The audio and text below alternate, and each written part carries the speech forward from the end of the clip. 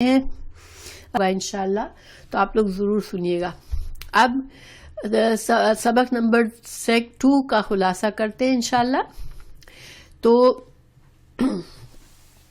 سبق نمبر 2 میں اب اللہ تعالیٰ نے دیکھیں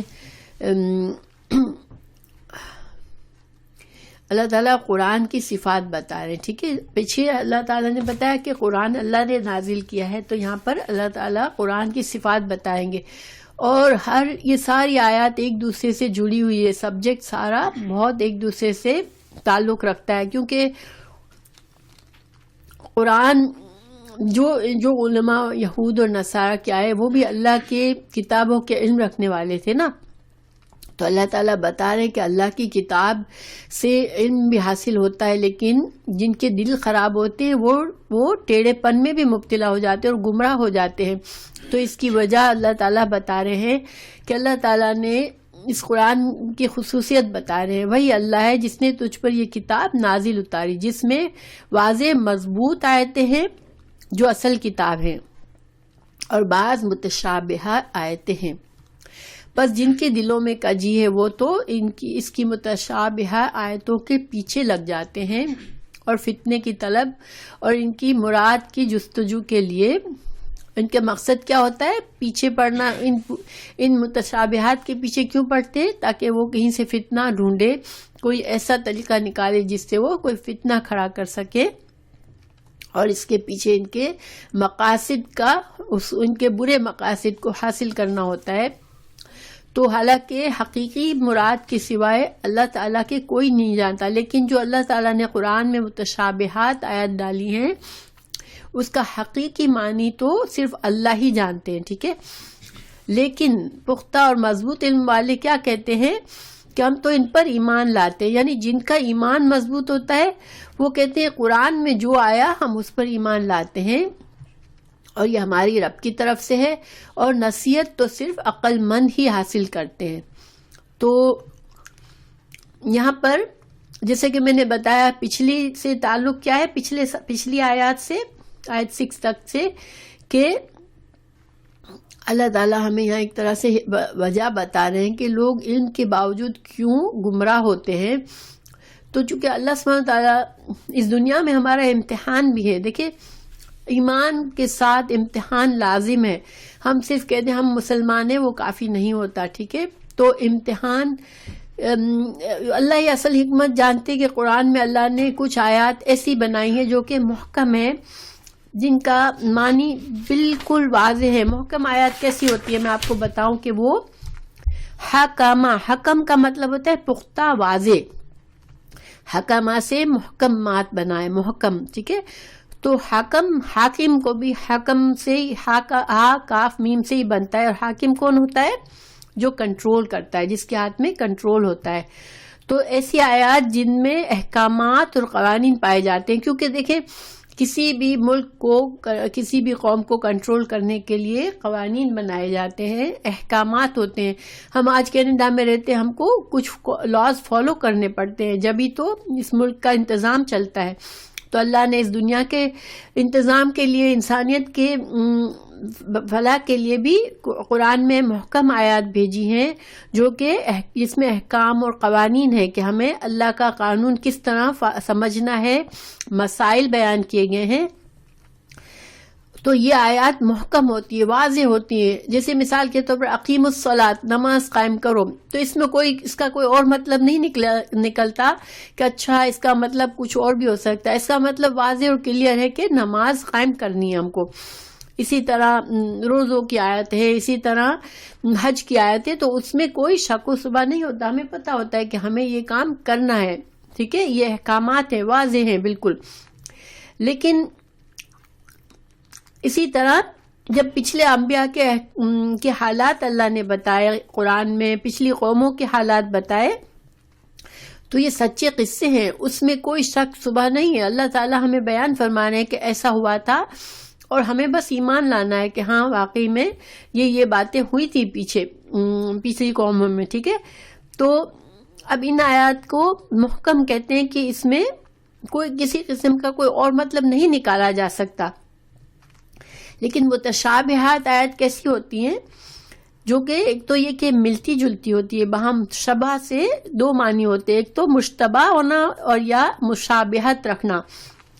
تو مشتبہ ہونا کیا ہوتا ہے کہ قرآن کی آیات ملتی جلتی ہوتی ہے, یعنی کہ دیکھیں قرآن کی ایک جگہ ایک آیت آتی ہے, اس کی پوری تفسیر ہمیں کب پتہ چلے گی؟ جب قرآن میں اس سے ملتی جلتی دوسری آیت کو ہم دیکھیں گے تو ہمیں صحیح حکم پتہ چل جاتا ہے, ٹھیک ہے. لیکن اگر ہم اس آیت کو صرف دیکھتے ہیں تو ہمیں اس میں شبہ ہو سکتا ہے اس حکم میں کہ یہ اللہ تعالیٰ یہاں پر کیا کہہ رہے ہیں. ایسی بہت سی جگہوں پر ہوتا ہے, جیسے مثال کے طور پر سورہ بقرہ میں ایک آیت ہے کہ جو بھی لوگ ایمان لائے, چاہے یہودی ہے, نصارہ ہے, صابی ہے, وہ اللہ پر ایمان لائے اور اچھے اعمال کیے تو وہ جنت میں جائیں گے. لیکن اب دیکھیں یہ آیت اگر کوئی لے لے اور اس سے یہ سمجھ لے کہ چونکہ سارے یہودی, سارے نصارہ اور جتنے مشرک لوگ ہیں وہ سب اگر کہہ دے کہ اللہ کو ہم مانتے ہیں تو اور وہ برے کام نہیں کریں تو وہ جنت میں جائیں گے. لیکن ہم سب جانتے ہیں کہ ایمان کے لیے کیا ضروری ہے؟ لا الہ الا اللہ محمد الرسول اللہ. تو یعنی کہ ایمان کے دو جز ہیں, ایک تو رسول اللہ صلی اللہ علیہ وسلم کو آخری نبی مان کر ان پر ایمان لانا اور ان کی تعلیمات کو قبول کرنا, اور دوسرے انبیاء کی تعلیمات اب ہم نہیں چلے گی, ٹھیک ہے. لیکن جو لوگ قرآن میں دوسری جگہوں پر بے شمار جگہوں پر ہمیں یہ بتا دیا گیا کہ رسول اللہ صلی اللہ علیہ وسلم کی بعثت کے بعد آپ پر ایمان لائے بغیر ہمارا ایمان مکمل نہیں ہے, تو اس طرح کی آیات جس میں صرف ایک جگہ سے ہم لیتے ہیں تو ہمیں انسان گمراہ ہو سکتا ہے, غلط معنی لے سکتا ہے. لیکن اس سے متشابہات آیات اسی معاملے کے بارے میں وہ بات کو پورا کرتی ہے. تو لوگ ایسی آیات سے فتنہ کرتے ہیں اور اپنے مقصد کا صرف قرآن کی آیت کو آؤٹ آف کانٹیکس لے کر اس سے اپنے مطلب کا اپنے مطلب نکالتے ہیں. جیسے اللہ تعالیٰ نے ایک جگہ فرمایا کہ جہاں بھی پاؤ مشرکین کو قتل کرو, تو اب کچھ لوگ اس پر شور مچاتے ہیں کہ قرآن تو جو ہے وہ تلوار کے ذریعے پھیلا ہے, اللہ نے خود کہا ہے کہ سب کو مار ڈالو, سب کو قتل کرو. لیکن ہم قرآن اور حدیث کی بے شمار مقامات سے ہمیں پتہ چلتا ہے کہ ہم جو نان مسلم ہیں ان کے ساتھ بھی ہمیں اچھا سلوک کرنے کا ہے. ہم بے مقصد بے وجہ کسی کو بھی نہیں قتل کر سکتے. تو اب ایسی آیات, قرآن کی آیات جن کو آؤٹ آف کانٹیکس لے کے لوگ اپنی مرضی کا مطلب نکالتے ہیں, تو وہ متشابہات, گویا کہ وہ متشابہات سے ٹیڑھا مطلب نکالا, ٹھیک ہے. اور متشابہات میں اور آیات کون سی ہو سکتی ہیں جیسے جن میں شبہ ہوتا ہے, جیسے کہ دیکھیں اب جنت کے حالات, دوزخ کے حالات, اللہ سبحانہ تعالیٰ کی صفات کہ اللہ کا ہاتھ ہے, اللہ کا چہرہ ہے, اللہ کی پنڈلی ہے, تو پھر ملائکہ ہیں اور ملائکہ کو بھی ہم نے نہیں دیکھا, انبیاء کو بھی ہم نے نہیں دیکھا. تو ایسی چیزیں جو کہ ہماری عقل سے صرف عقل سے اگر سوچے تو ہمیں اس کی حقیقت سمجھ میں نہیں آتی. اب ہم کہیں کہ ہمارے دو کاندھوں پہ دو فرشتے ہیں اور ہمارے تمام اعمال لکھ رہے ہیں کرامن کاتبین, تو اب عقل سے تو ہم اس بات کو نہیں سمجھ سکتے, یہ تو صرف ایمان کی بات ہے نا. تو یہ ساری متشابہات, ان کی صحیح حقیقت اللہ ہی جانتا ہے. تو وعلیکم السلام ورحمۃ اللہ زبیدہ.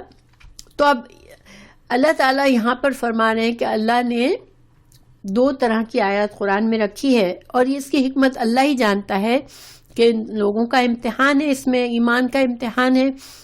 اب جو ایمان والے ہیں وہ کیا کرتے ہیں, وہ کہتے ہیں یہ اللہ کی طرف سے ہر کچھ, سارا قرآن اللہ کی طرف سے, ہم اس پر ایمان لاتے ہیں, ٹھیک ہے. لیکن جن کے دلوں میں ٹیڑھ ہوتی ہے وہ کیا کرتے ہیں کہ ان آیات کا اپنی مرضی سے اپنے مقاصد کے لیے غلط مطلب نکالتے ہیں اور پھر اس سے خود بھی گمراہ ہوتے ہیں اور دوسروں کو بھی گمراہ کرتے ہیں, ٹھیک ہے. اچھا, مثال ایک اور دیکھ لیں کہ حضرت عیسیٰ علیہ السلام کو کہا گیا قرآن میں کہ وہ روح اللہ ہے, وہ کلمت اللہ ہے. تو اب عیسائیوں نے اس سے یہ فائدہ لیا کہ قرآن بھی تو کہتا ہے کہ اللہ کی روح ہے وہ, اس لیے وہ اللہ کا بیٹا, اللہ کا کلمہ ہے, وہ اللہ کے بیٹے ہیں, وہ انسان نہیں ہے. لیکن ہمیں اگر ہم صحیح تفسیر کریں تو اس کی کیا ہے کہ اللہ کے کلمہ کن سے بنے ہیں حضرت عیسیٰ علیہ السلام، اور قرآن میں ہی واضح کر دیا کہ حضرت عیسیٰ علیہ السلام کی حیثیت حضرت آدم علیہ السلام کی طرح ہے کہ آدم علیہ السلام کو بغیر ماں باپ کے پیدا کیا، حضرت عیسیٰ علیہ السلام کو بغیر باپ کے پیدا کیا. تو اللہ تو جو چاہے کرے اپنی کلمہ کن سے کر لیتا ہے. تو صحیح معنی یہ ہے، لیکن اس سے جن کو اپنی مرضی کا معنی نکالنا ہوتا ہے وہ اپنی مرضی کا معنی نکالتے ہیں. لیکن جو نیک لوگ ہوتے ہیں، جن کا ایمان پختہ ہوتا ہے، وہ ڈرتے ہیں، وہ اللہ سے دعا کرتے ہیں. اللہ نے ہمیں دعا سکھائی یہاں پر، اے اللہ ربنا لا تزغ قلوبنا بعد اذ ہدیتنا وہب لنا من لدنک رحمہ انک انت الوہاب ربنا انک جامع الناس لیوم لا ریب فیہ ان اللہ لا یخلف المیعاد. تو یہاں پر اہل ایمان جو اللہ سے ڈرتے ہیں، جن کا آخرت پہ ایمان پختہ ہے، وہ اللہ سے دعا کرتے ہیں، اللہ ہمارے دلوں کو ٹیڑھا مت ہونے دینا اور ہمیں ایمان کے بعد گمراہی کی طرف جانے سے بچانا. اب دیکھیں یہاں پر ہمیں یہ اللہ نے دعا سکھائی ہے، تو اس سے ہمیں کیا فائدہ حاصل ہوتا ہے؟ کچھ باتیں سیکھنے کو ملتی ہے. نمبر 1 کہ اگر ہم نیکی پر ہوتے ہیں تو اس میں ہمارا کوئی بہت بڑا کمال نہیں ہے، ٹھیک ہے. اللہ تعالیٰ یہ ہدایت دیتا ہے، ہمیں اللہ سے ہدایت کی دعا بھی مانگنی چاہیے اور اللہ کا شکر بھی کرنا چاہیے.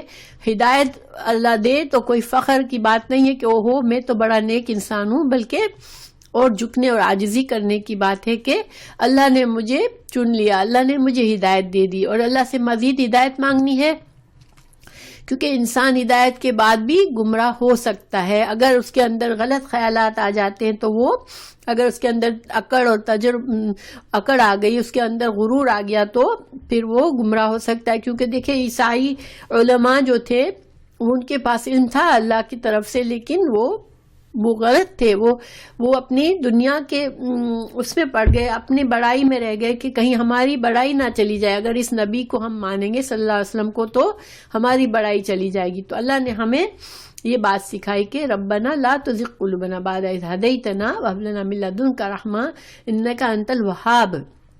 اور پھر اس صحیح عقیدے کے لیے انسان کو آخرت کا یقین بہت ضروری ہے. جب ہمیں آخرت کا یقین ہوگا کہ ایک دن ہمیں اللہ کے سامنے پیش ہونا ہے، تو پھر انسان گمراہی سے اپنے آپ کو بچاتا رہے گا. تو اب یہ کہ یہ ہمارا اور ہے آیات، دیکھو میں لیسن کے آیت نمبر 9، ٹھیک ہے. اچھا، اب اللہ تعالیٰ نے آیت نمبر 13 میں اللہ تعالیٰ نے ایک مثال کے دے کر سمجھایا ان لوگوں کو جو کہ جانتے بوجھتے فخر میں پڑے تھے. اپنی روم، آپ کو پتہ ہے اس وقت کی سپر پاور تھی، ٹھیک ہے. تو اللہ تعالیٰ نے ان کو سمجھایا کہ دیکھو تمہارے سامنے مثال موجود ہے. جنگ بدر کی مثال دی اللہ نے. جنگ بدر کون سی ہجری میں ہوئی تھی، کسی کو پتہ ہے؟ جنگ بدر میں اللہ تعالیٰ نے مسلمانوں کو عظیم فتح دی تھی، اور اس میں صرف 313 مسلمان تھے. ان کے پاس نہ کوئی اسلحہ تھا، بس تھوڑے سے تیر تھے، تھوڑے سے تلوار تیر وغیرہ، تھوڑا اسلحہ تھا، اور 2-3 سواریاں تھی، باقی سب پیدل لوگ تھے. تو ایک بڑے عظیم لشکر جو ان سے 3 گنا تھا، ان کے پاس تمام قسم کا جنگی اسلحہ تھا. اس کو اللہ تعالیٰ نے 2 ہجری میں مسلمانوں کو بڑی عظیم فتح دی. اور اس میں اللہ تعالیٰ نے فرشتوں کو بھیجا مسلمانوں کی مدد کرنے کے لیے، اور قریش کے بڑے بڑے 70 سردار کو مارے گئے تھے. اور یہ عظیم فتح تھی جو کہ ایک معجزہ تھا. لوگوں کو یقین نہیں آ رہا تھا کہ یہ چند نہتے مسلمانوں نے اتنے بڑے لشکر کو کیسے صفایا کر دیا. تو دیکھیں اللہ تعالیٰ نے یہاں پر ان کو مثال دی کہ تم اپنے فخر میں ہو، اپنی بڑائی میں ہو، تو دیکھو تمہارے پاس یہ مثال ہے کہ تمہارے لیے عبرت کی نشانی ہے. جب 2 جماعتوں جو گٹ گئیں آپس میں، جن کا جنگ ہوئی، تو ایک جماعت اللہ کی راہ میں لڑ رہی تھی اور دوسرا گروہ کافروں کا تھا، اور انہیں اپنی آنکھوں سے اپنے سے دوگنا دیکھتے تھے. اللہ تعالیٰ جسے چاہے اپنی مدد سے قوی کرتا ہے. یقیناً اس میں آنکھوں والوں کے لیے بڑی عبرت ہے. اللہ تعالیٰ نے جنگ بدر میں نے جو ریکارڈنگ صحیح کی ہے جو اس لیسن کی، اس میں جنگ بدر کے بارے میں کافی تفصیلات بتائی ہیں، انشاءاللہ آپ لوگوں کو پڑھنے سے ملے گی. لیکن اس جنگ میں اللہ تعالیٰ نے مسلمانوں کو،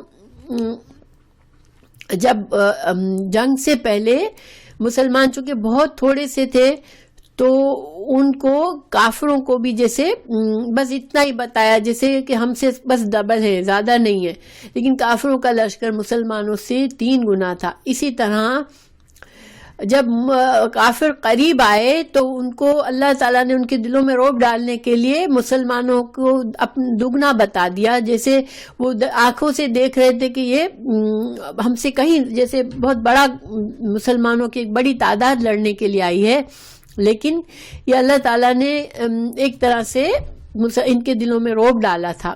تو یہ اس کی بڑی تفصیلات ہیں اور اس کے کافی اس میں ہمارے لیے سیکھنے کے لیے جنگ بدر کے لیے. لیکن بہرحال اللہ نے یہاں پر ایک طرح اشارہ دیا ان کو کہ یہ تم یہ سمجھو کہ جب اللہ تعالیٰ کے لیے جو لڑتا ہے، جو اللہ کی طرف ہوتا ہے، تو اللہ اس کو مضبوط کرتا ہے، چاہے وہ ان کی تعداد کم ہو یا چھوٹی ہو.